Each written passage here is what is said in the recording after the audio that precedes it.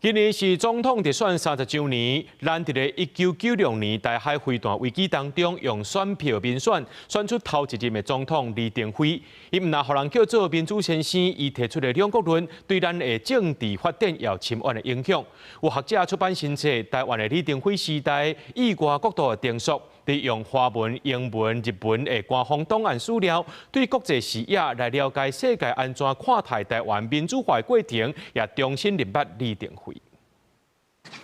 今年是總統直選30週年，台灣頭一任的民選總統李登輝經歷過1996年的台海飛彈危機，對台灣民主化有真大貢獻。美國斯坦福大學研究員林浩庭出版新冊《台灣的李登輝時代：意外角度的定數》，透過中英日文官方檔案資料去了解世界安怎看台灣民主化，嘛重新檢視李登輝的政治歷史。就除了我們自己想要了解我們當時這塊土地我們發生了什麼事情之外，我認為一個更重要的是別人怎麼去看我們，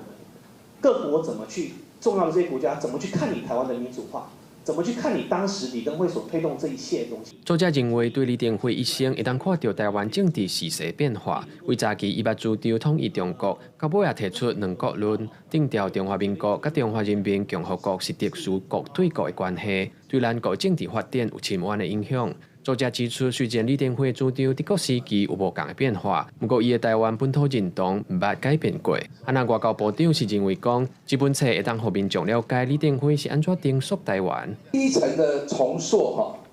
是其實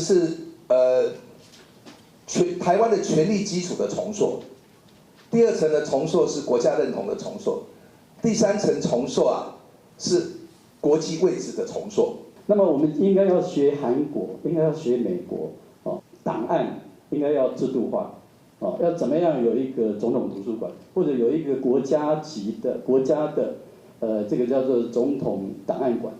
國史館的館長是認為，若有學者要繼續深化相關的研究，嘛建議政府要建立總統檔案館，設立更加完整的制度，讓學術界有更加完整的資料，會當深化研究。記者郭金陽、志剛台北報道。